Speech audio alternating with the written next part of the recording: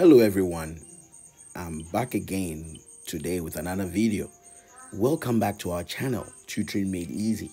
The goal of this channel is to make math easy and enjoyable.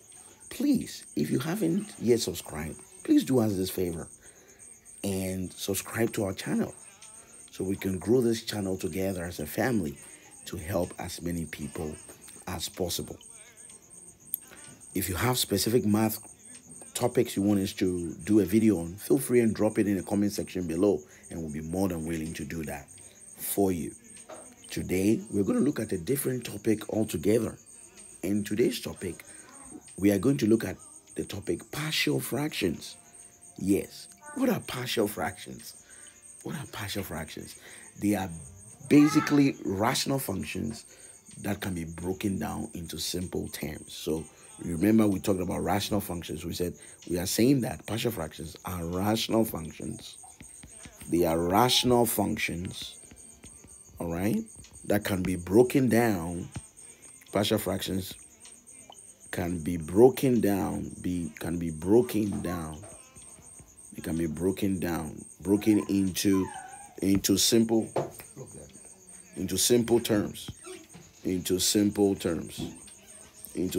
terms. So there you have it, partial fractions, rational functions that can be broken into simple terms. All right.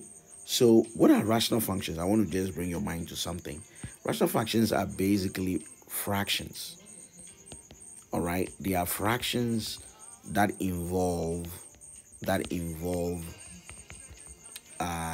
linear equations or polynomial equations or polynomials. So we know that a fraction is of the form a over b. If you remember, fractions are of the form a over b. So we are saying that rational functions are fractions. So these are the fractions, but they involve linear equations and polynomials. So the numerator can be a linear function, maybe x minus 1. Or they are fractions that involve linear expressions. Let me say linear expressions. Let me put it that way. Sorry about that. They are linear expressions or polynomial expressions. Linear expressions or polynomial expressions. So this is the fraction right there. And the numerator can be a linear expression divided by the denominator, which can be quadratic. It can be x squared plus 1. Or it could be a different type of rational function, being x minus 1 divided by maybe x minus a and y minus 2. This is still a rational function because the top part is a numerator. Yes, and then the bottom part is the denominator. And that's what makes it what? A fraction. That's what makes it a fraction. That's what makes it a fraction. And what makes this a different fraction into a rational function is that the numerator is a linear expression or a polynomial, same way as the denominator. All right. So we are going to look at partial fractions, which are rational functions that can be broken down into simple terms. So let's quickly jump over here and look at partial fractions that we are talking about. All right, we're going to look at that. So the first method, we have it in methods. So I think I'm going to break them down. They are into 5 methods. We have 5 methods of partial fractions. Now the first one is when you have linear terms in the denominator. You have linear terms in the denominator. How does it look? Linear terms in the denominator, how does that one look?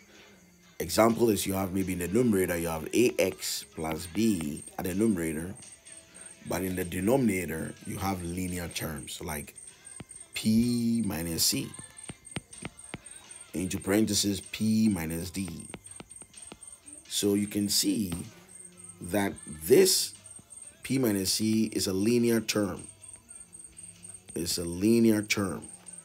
And then this p minus d is also a linear term. So the first method is when you have linear terms in the denominator. Remember when we talked about linear terms, we said that they are usually of the form y is equal to mx plus c. But this is an equation. It's a linear equation. What makes it an equation is because of this equal to sign. If this equal to sign is not there, but you just have mx plus c, then it's a linear expression. And with this linear expression, we know that the degree of the x is 1. That's what makes it linear. And here we can see that here the degrees here is only 1. So that makes it one linear term. So the first method to identify which type of partial fractions you are dealing with, you are trying to do, is if the denominator has linear terms. That's method 1. That's the first one right here. Now the second method is before we go to the second method, how are we going to solve this? The first method, how do you go about it after identifying? If you're able to identify that your partial fraction is it belongs to method 1 and it has linear terms in the denominator, how are you going to go about that? So let's look at that quickly. So we are saying that we have ax plus b divided by the linear term p minus c and another p minus d. What we do is to introduce the equal to sign and then pick a constant. Start with a constant in the numerator, one constant in the numerator, and divide that by the first term, divided by this one, p minus c. P minus c. Because we have linear terms in the denominator, we are picking a constant to represent each of the terms. So the first constant there is a, and then the second constant is going to be b. We also divide that by the second linear term, which is p minus d. All right. So today I'm just helping us identify the methods that can be used, identify the type of partial fraction, and then how we're going to go about it. Now we've been able to identify the first type of partial fraction where the denominator, don't forget the denominator, not the numerator, denominator has linear terms. And if it has linear terms, we introduce a first constant and divide by the first linear term, second constant and divide it by the second linear term. We will do a separate video where we're going to take questions to apply what we are learning here. So watch out for that video. Watch out for that video. And at this moment, if you haven't subscribed, please do us a favor and subscribe to our channel, Tutoring Made Easy. Please. Now, the second method, we're going to look at the second method. And this method is where we have what we call a repeated term in the denominator. So we have a repeated term in denominator. We have a repeated term in the denominator. So how does that one look? Imagine for a second that you have something like this. In the numerator, there's ax plus b. And then in the denominator, we have a term, p minus c, a linear term, p minus c, but it is what? Repeated to the power of 2. We have something like this. That shows that this is a second method of partial fraction to identify, where in the denominator, you are having a repeated term.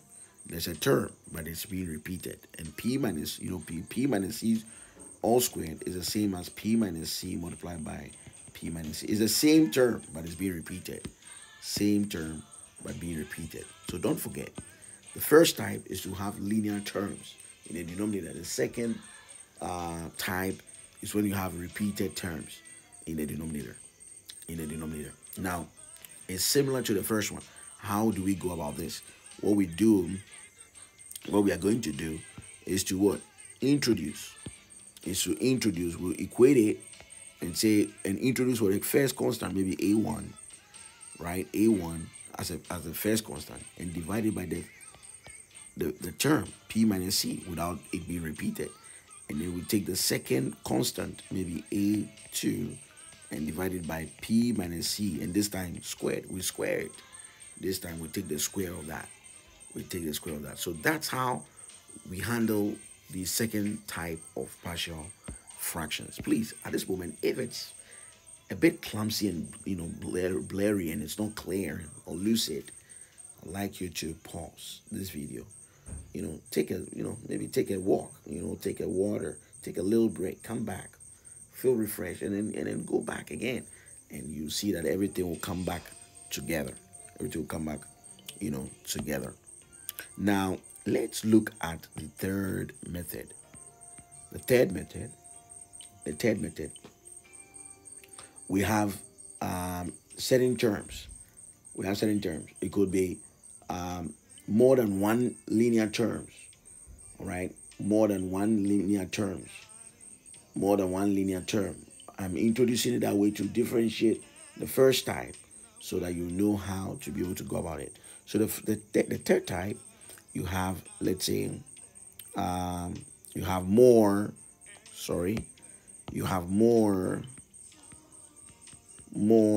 linear terms, in denominator. And how do we identify this? How do we go about it?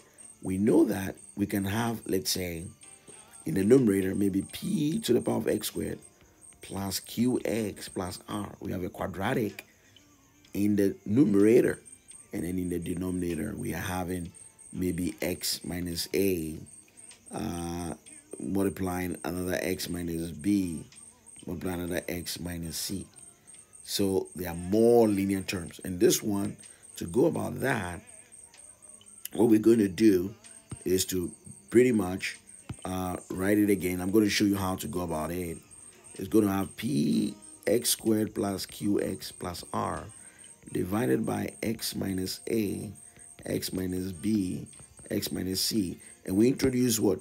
The equal to sign. And when we introduce the equal to sign, we're going to just introduce what? A first constant, maybe a, and divide by the first term, plus a b divided by the second term, and then a c divided by what? The third term. I think this is a bit similar to the first time. Now, I did it this way so that when you encounter a problem which looks a little different from the first type, you wouldn't get a bit confused. That's why I introduced this as our third method. Now we're going to look at the fourth method.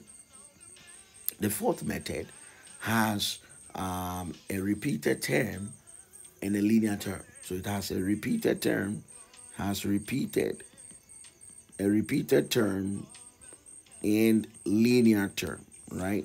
So an example of that, a quick example of that, is where you have something like, maybe you have we have maybe ax plus b being divided by p minus, let's say, c all squared multiplying maybe p minus a. All right, so here we need to be careful. Remember how we treat a repeated term. To treat a repeated term, we introduce what?